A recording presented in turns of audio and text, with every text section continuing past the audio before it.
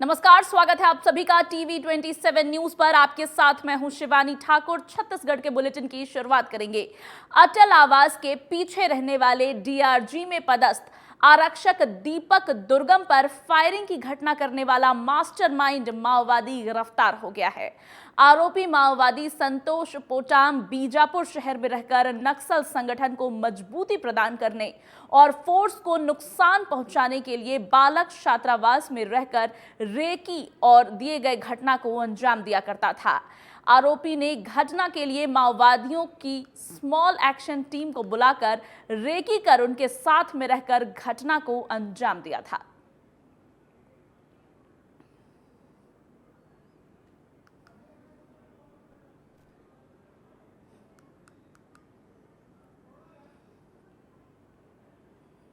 और अब इस हत्या का मास्टरमाइंड माओवादी गिरफ्तार हो गया है।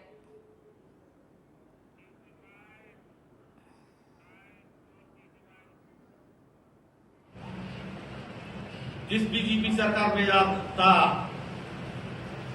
तुम्हारा 15 साल का सरकार सुकमा जिला में गोली चला है, वहां भी डीआरजी को मारे, कोंटा में मारे, तुम्हारा बीजापुर में पहला मारे।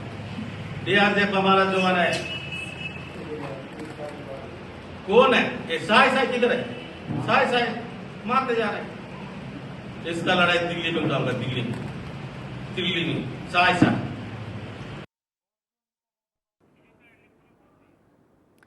हत्या का मास्टरमाइंड अब गिरफ्तार हो गया है। पूर्व मंत्री कवासी लखमा ने सरकार पर सवाल उठाए हैं। आपको बता दें कि आरक्षक पर फायरिंग करने वाला माओवादी मास्टरमाइंड को पुलिस ने गिरफ्तार कर लिया है। रेकी करने से लेकर तमाम बड़े आरोप इस पर पहले से भी थे और इस नामजद आरोपी को पुलिस ने गिरफ्तार कर लिया है। आरक्षक पर फायरिंग करने वाला माओवादी गिरफ्तार हो गया है। पुलिस को बड़ी सफलता मिली है। पूर्व मंत्री कवासी लखमा ने सरकार पर सवाल भी उठाए हैं।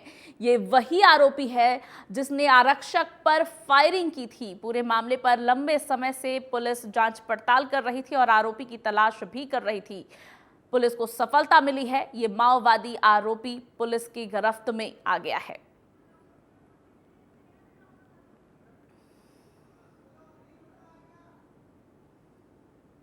आरक्षक पर फायरिंग करने वाला हत्या का आरोपी मास्टरमाइंड गिरफ्तार।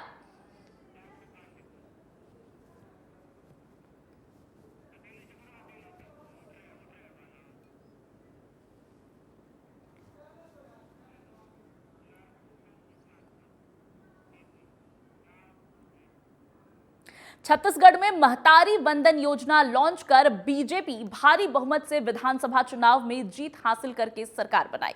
वहीं लोकसभा में कांग्रेस महिला वर्ग को रिझाने के लिए सालाना 1 लाख रुपए देने का दावा कर फॉर्म भराने की प्रक्रिया आज से शुरू कर दी है। वहीं आज राजधानी के अलग अलग इलाके में नारी न्याय योजना में राशि आवंटन को लेकर पश्चिम विभाग विधानसभा के कबीर चौक में फॉर्म वितरण किया गया। वहीं टीवी 27 न्यूज की टीम ने मौके पर पहुंचकर जायजा लिया।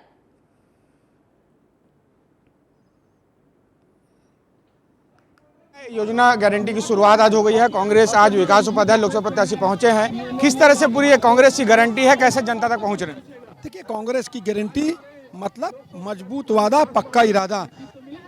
8,333 रुपया महालक्ष्मी गारंटी योजना के, नारी न्याय महालक्ष्मी गारंटी योजना के माध्यम से महिला बहनों के अकाउंट में जाएगा। कर्नाटक में हमारी सरकार है, वहाँ हम पैसा दे रहे हैं।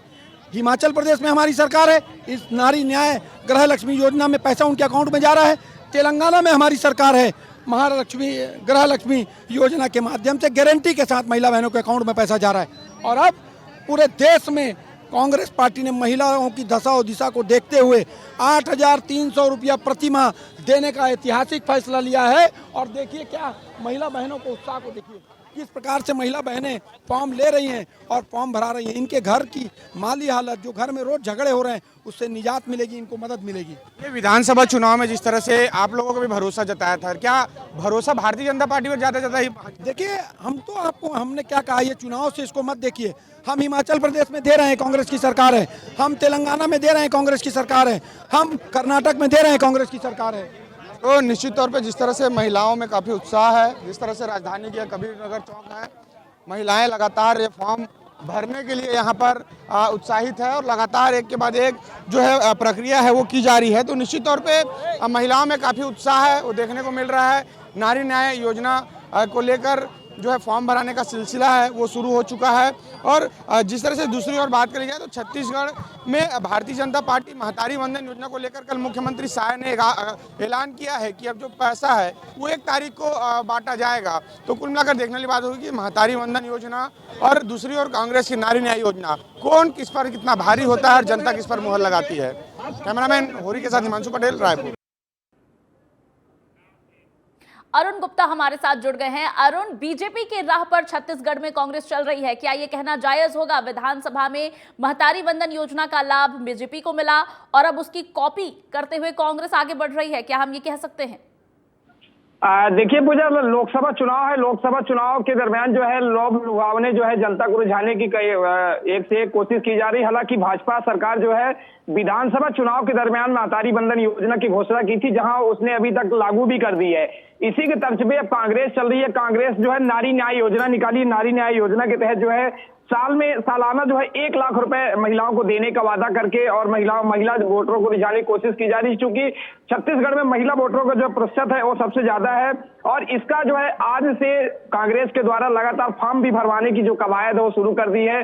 छत्तीसगढ़ के जिलों में जो है लगातार कांग्रेस के जो कार्यकर्ता है, नेता है, जो है नारी न्याय योजना के तहत महिलाओं को फॉर्म भी भरवाया जा रहा है। उनको बाकायदे दावा किया जा रहा है वोटरों से कि हम अगर हमारी सरकार बनती है केंद्र में तो हम आपको सालाना 1 लाख रुपए देंगे। तो कुल मिला के ये चुनावी स्टंट कह सकते हैं। चूंकि अगर इसके पहले तक अभी तक कांग्रेस ने ऐसी कोई पहल नहीं की। सामने लोकसभा चुनाव है, लोकसभा चुनाव को देखते हुए जो है नारी न्याय योजना की घोषणा करते हुए और फॉर्म भरवाने की जो कवायद है वो शुरू की गई है।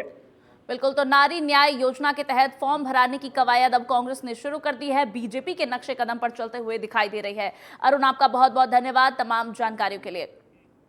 बुलेटिन में आगे बढ़ेंगे। बेमेतरा जिला प्रशासन ने कृषि उपज मंडी में जिला स्तरीय महिला मतदाता जागरूकता कार्यक्रम का आयोजन किया, जहां 1 लाख से ज्यादा महिलाओं को मतदान करने की शपथ दिलाई गई।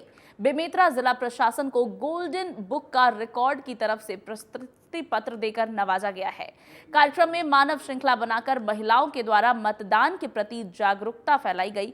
वहीं रंगोली प्रतियोगिता, चित्रकला प्रतियोगिता के माध्यम से मतदान को बढ़ावा देने की अपील भी की गई। इतिहास रचने जा रहा है, वर्ल्ड बुक में अपना नाम दर्ज करने जा रहा है। जो कि आपको बता दूं कि बेमेतरा जिला में आज 1 लाख महिलाओं ने शपथ ली है अपना मत देने के लिए, वोट देने के लिए, जिसमें गोल्डन बुक में नाम दर्ज हुआ है। हमारे साथ में एक मैडम है जो गोल्डन वर्ल्ड रिकॉर्ड से आई हैं। जी मैम, क्या हो रहे हैं? हाँ, हमें जैसे जानकारी दी गई थी कि अलग अलग क्षेत्रों से इतनी महिलाएं एक ही समय में, जैसे नगरीय निकाय में, गाँव में, जब वो एक साथ शपथ ग्रहण लेंगे कि हाँ मतदान करेंगे, वो रिकॉर्ड हमारे गोल्डन बुक में शामिल किया गया। चूँकि अभी तक हमें वीडियोस और कुछ लेटर डॉक्यूमेंट नहीं दिए गए हैं, इसलिए हमने अभी प्रोविजनली सर्टिफिकेट या ओरिजिनल नहीं दिया है। जब वो सारे डॉक्यूमेंट और वीडियोस हमें दे जाएगी तब हम आधिकारिक रूप से उनके वर्ल्ड रिकॉर्ड की घोषणा करेंगे। अभी क्या लग रहा है आपको देख के, जिस तरीके से आप कार्यक्रम में आई हैं, कितनी महिलाएं यहाँ शामिल हुई, किस तरह से उनमें उत्साह दिख रहा है? देखिए क्या होता है कि अलग अलग जगह में जब एक ही समय में एक ही वर्क होता है, जैसे बेमेतरा जिले में हुआ है, तो वो हमके काउंट करके अलग अलग जगह के जब हम वीडियोस फोटोज देंगे और वो काउंट 80,000 तक हो जाएगा तो हमारे वर्ल्ड रिकॉर्ड में शामिल होगा। क्या नाम है आपका? कहाँ से? Mrs Sonal Sharma, Chhattisgarh head golden book of world record. तो ये थी मिसेस सोनल शर्मा जो है world golden book of world record से आई हैं। और अब देखने वाली बात ये होगी कि बेमेतरा में वर्ल्ड रिकॉर्ड बन पाएगा कि नहीं। 1 लाख महिलाओं का जो है आज शपथ ग्रहण था कि मत देंगे, अपना वोट का अधिकार करेंगे। योगिता साहू, टीवी 27 बेमेतरा। कवर्धा में लोकसभा चुनाव के मद्देनजर वाहन चेकिंग के दौरान पुलिस को बड़ी सफलता मिली है। वाहन चेकिंग के दौरान बाजार में पुलिस और एफएसटी की टीम ने 669,210 रुपए जब्त की है। फिलहाल आरोपी से पूछताछ करने में पुलिस जुटी हुई है।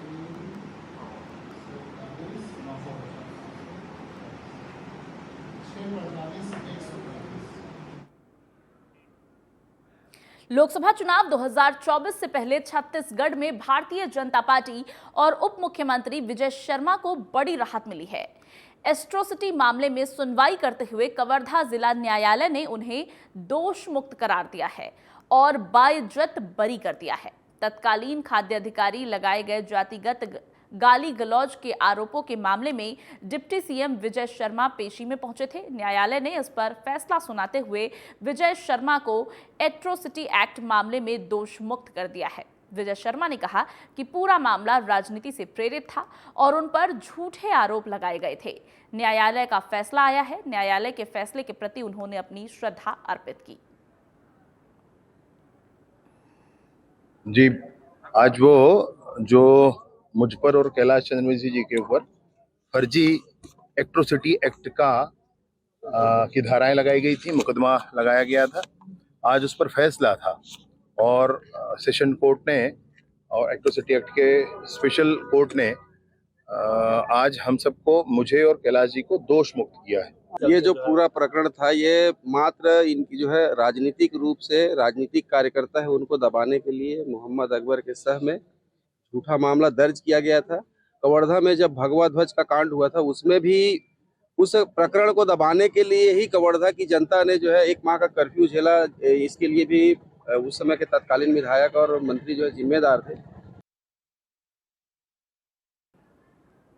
अगली खबर धमतरी से है, जहां नगर निगम में एक बार फिर सत्ता और विपक्ष के बीच राजनीति गर्मा गई है। एक बार मुद्दा बजट बैठक को लेकर बना है। दरअसल लोकसभा चुनाव के लिए आदर्श आचार संहिता लागू हो चुकी है। इस बीच वार्षिक बजट 31 मार्च से पहले पेश करना आवश्यक है और अब तक बजट की बैठक नहीं हो पाई है। वहीं नगर निगम ने सूचना जारी करते हुए कहा कि आचार संहिता की समाप्ति के बाद वार्षिक बजट की बैठक आहूत की जाएगी। तो दूसरी ओर बीजेपी ने इस मामले में निगमों का हवाला देते हुए कहा है कि स्पष्ट रूप से आचार संहिता का उल्लंघन है और अगर निगम ऐसा कर रहा है तो वो सत्ता पक्ष की पार्टी को लोकसभा में लाभ पहुंचाने की नियत से कर रहा है। उनका ड्यूटी है, उनका विरोधी है, उनका काम है मेरा आलोचना करना, लेकिन आलोचना करने के साथ साथ यह भी पता कर ले कि ये बैठक को आगे कौन बढ़ाया और जो बढ़ाया है उनसे जाके पूछे। मैं तो पिछले 4 महीने तैयार बैठा हूं कि जब भी मीटिंग होना है, जब भी समय मिले, सभापति जी से निवेदन कर चुका हूं मैं कि जब भी वो चाहे मीटिंग करवा ले, और इन्होंने बल्कि ये कहा था कि हम लोग परमिशन लेने वाले हैं। मैं उनका स्वागत करता हूं, यदि उनको परमिशन मिलता है तो कभी भी हम बैठक करने के लिए तैयार हैं। मेरे द्वारा कोई कैंसिल नहीं किया गया है, कैंसिल आयुक्त किए हैं। आयुक्त क्यों किए हो जाके वही बताएंगे या सभापति जी बताएंगे। देखिए, नगर निगम में आज 28 तारीख को बैठक आयोजित किया गया था सामान्य सभा का, तो उसमें बजट पास कराना रहता है और चूंकि आचार संहिता लग गया और आचार संहिता में बजट आचार संहिता कांड उसको स्थगित कर दीजिए, जबकि धारा 96 नगर पालिका अधिनियम नियम के 100 में यह बताया गया है कि किसी भी कारणवश से 31 मार्च के पूर्व बजट को पास करना अति अनिवार्य रहता है और चूंकि 31 मार्च निकल जाएगा उसके बाद ये बजट बैठक नहीं हो सकता, स्पष्ट उल्लेख है। उसके बाद यहाँ के जवाबदार लोग नोटिस जारी कर बताते हैं कि बैठक को बाद में किया जाएगा, स्थगित किया जाएगा। बड़ी खबर का रुख करेंगे। स्वास्थ्य एवं परिवार कल्याण विभाग की ओर से एक घोषणा की गई है। निर्वाचन कार्य में नियोजित अधिकारियों को राहत दी गई है। कर्मचारियों को मिलेगी निःशुल्क चिकित्सा सुविधा। राज्य के सभी शासकीय चिकित्सालयों में निःशुल्क इलाज होगी। राज्य के बाहर के अस्पतालों को भी चिन्हित किया गया है। 3 और राज्य के बाहर 2 निजी अस्पतालों में करा सकेंगे इलाज। स्वास्थ्य एवं परिवार कल्याण विभाग ने आदेश जारी किया है। बड़ी जानकारी इस वक्त सामने आ रही है, जहां रायपुर से इस वक्त की बड़ी खबर आपको बता रहे हैं। स्वास्थ्य एवं परिवार कल्याण विभाग की तरफ से ये बड़ी घोषणा की गई है, अहम घोषणा की गई है, जिसमें कहा गया है कि मुफ्त इलाज की इसमें बात कही गई है। कल्याण विभाग ने कर्मचारियों को निःशुल्क चिकित्सा सुविधा देने की बात की है। सभी शासकीय चिकित्सालयों में निःशुल्क इलाज होगा।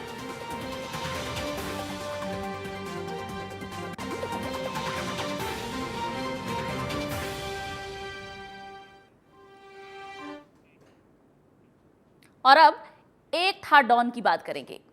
कहते हैं ना, एक दिन वक्त जरूर बदलता है। ये वक्त ही है कि किसी को अर्श तो किसी को फर्श पर लाकर पटक देता है। हम बात कर रहे हैं बाहुबली मुख्तार अंसारी की। पूर्वांचल में कभी जिस मुख्तार अंसारी के इशारे पर सरकारें अपना निर्णय बदल लेती थी, आज उसी मुख्तार का बांदा में दिल का दौरा पड़ने से मौत हो गई। 5 डॉक्टरों का पैनल पोस्टमार्टम कर रहा है। इसके बाद मुख्तार का शव परिवार को सौंप दिया जाएगा।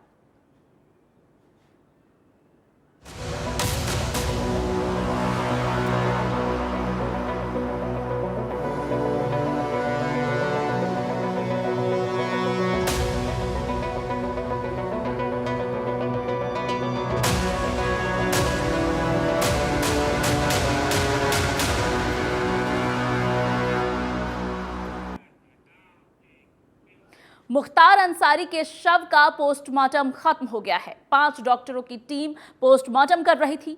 बांदा अस्पताल में पोस्टमार्टम की प्रक्रिया अब खत्म हो गई है और अब बांदा से गाजीपुर मुख्तार के शव को ले जाया जाएगा। मुख्तार अंसारी, ये उस डॉन की बात हो रही है जिसके इशारे पर सरकारें अपना फैसला बदल देती थी। पूरे मामले पर सियासत गरमाती जा रही है क्योंकि मुख्तार अंसारी वो बाहुबली नेता, वो गैंगस्टर, कई अपराधों में संलिप्त अपराधी जिसकी सरकार में भी तूती बोलती थी। ये हार्ट अटैक है या धीमा जहर, ये सवाल भी खड़े कर रहे हैं। विपक्ष योगी सरकार को घेरने में लगी हुई है। बिहार तक की राजनीति इस पूरे मामले पर गरमाई हुई है और उत्तर प्रदेश सरकार पर विपक्ष सवाल उठा रहे हैं।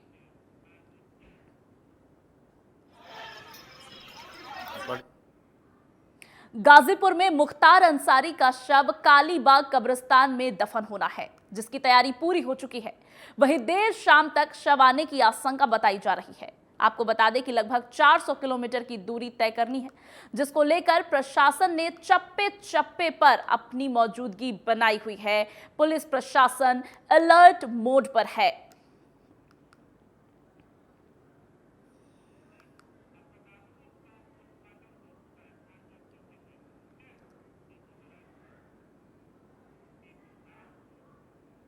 गाजीपुर में बाहुबली माफिया डॉन मुख्तार अंसारी के मौत की खबर आते ही उनके पैतृक गांव मोहम्मदाबाद गाजीपुर में लोगों का जमावड़ा लगना शुरू हो गया है। मुख्तार अंसारी के पार्थिव शरीर को उनके पैतृक गांव मोहम्मदाबाद लाया जाएगा और उनके गांव में ही कब्रिस्तान में उनको दफनाया जाएगा। तस्वीरें वहां की सामने आई है, किस तरह से लोगों का हुजूम उमड़ पड़ा है, जनसैलाब उमड़ पड़ा है। माफिया मुख्तार अंसारी की खबर सुनते ही उनके पैतृक गांव की ये तस्वीरें आपको दिखा रहे हैं। पुलिस प्रशासन अलर्ट मोड पर है, भारी मुस्तैदी है पुलिस की। 4 जनपद की पुलिस टीम अलर्ट मोड पर है। सुरक्षा व्यवस्था की दुरुस्त तैयारियों के साथ पुलिस प्रशासन पूरे तरीके से चौकन्नी और अलर्ट मोड पर है।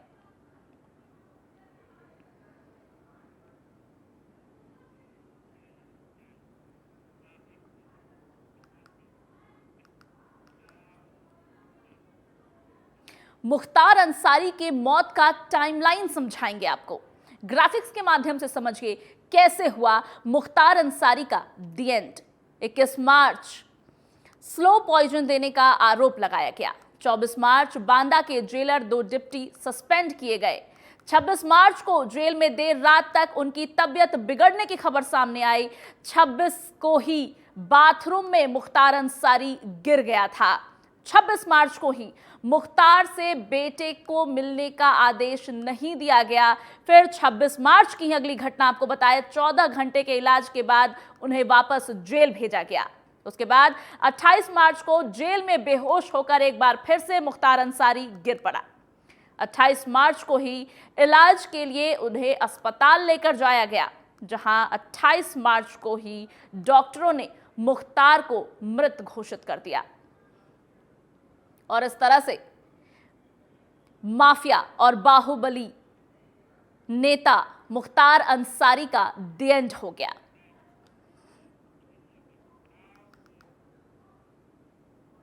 मन में सवाल यह भी उठते हैं कि एक आम इंसान आखिर मुख्तार अंसारी कैसे बन गया होगा, वो माफिया डॉन कैसे बन गया होगा जिसके इशारे पर सरकारें भी चलती थी।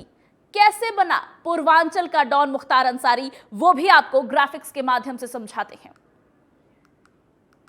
सबसे पहले 1988 का साल, अपराध की दुनिया में मुख्तार अंसारी ने जब कदम रखा, ठेकेदार सच्चिदानंद राय की हत्या हुई, कांस्टेबल राजेंद्र सिंह की हत्या हुई।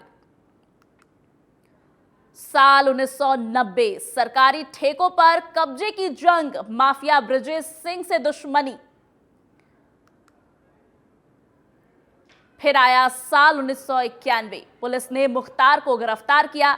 2 पुलिस वालों को गोली मारकर फरार हो गया था मुख्तार अंसारी। अजय राय के भाई अवधेश राय की हत्या भी हुई थी। साल 1996, एक और नया जुर्म, एसएसपी उदय शंकर पर जानलेवा हमला, विधायक बनकर ब्रजेश सिंह पर हमले तेज। फिर आया 1997, पूर्वांचल के कोयला व्यवसायी रुंगटा का अपहरण। साल 2002 में अफजाल अंसारी कृष्णानंद राय से चुनाव हारे, ब्रजेश सिंह ने मुख्तार पर हमला कराया, मुख्तार के 3 लोग मारे गए, ब्रजेश घायल हो गए। पूर्वांचल का सबसे बड़ा डॉन बना मुख्तार। बीजेपी नेता की हत्या का मुख्य आरोपी मुख्तार अंसारी बनाया गया था। साल 2005 में मऊ जिले में हिंसा भड़की, मुख्तार का सरेंडर हुआ, विधायक कृष्णानंद राय की हत्या हुई। साल 2009, ठेकेदार मन्ना सिंह की हत्या हुई, साथ ही राजेश राय की भी हत्या हुई। फिर आया साल 2010, जुर्म की दुनिया में कई और जुर्म, मन्ना मर्डर के गवाह राम सिंह मौर्य की हत्या।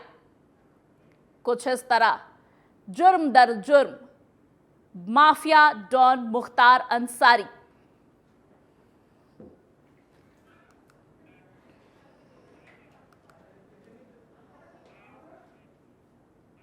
फिलहाल मेरे साथ बस इतना ही। तमाम अपडेट आपको दे रहे हैं, आप देखते रहिए TV 27 न्यूज।